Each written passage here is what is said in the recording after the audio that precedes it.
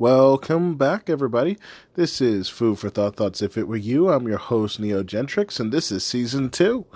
It's been a while. I'm sorry that I haven't been back like I promised I would. But, like I mentioned before, it is February, and it is Black History Month. Now, there's only about 9 days left in the month, including today, making it about 10. But it depends on how you look at it. Valentine's Day wasn't as great as everyone would have hoped it to be.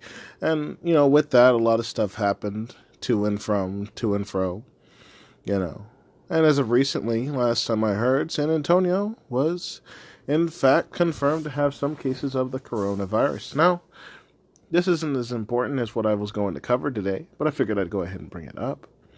Now, with that being said, it is Black History Month, and I do plan to cover some black facts this month before I, finish out the month. And, like I promised, cover the other topics that I have.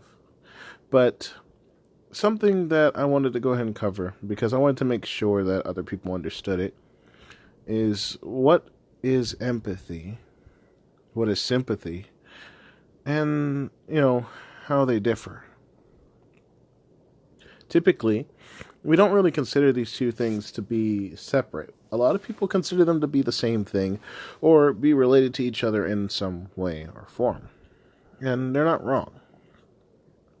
In a way, they are related. Now, I'm going to take a short break here. We're going to come back. I'm going to talk real briefly about empathy. And then we'll come back and after that and talk about sympathy and then how they're different.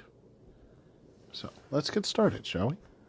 मिले हैं तुम हमको बड़े नसीबों से चुराया है मैंने किस्मत की लकीरों से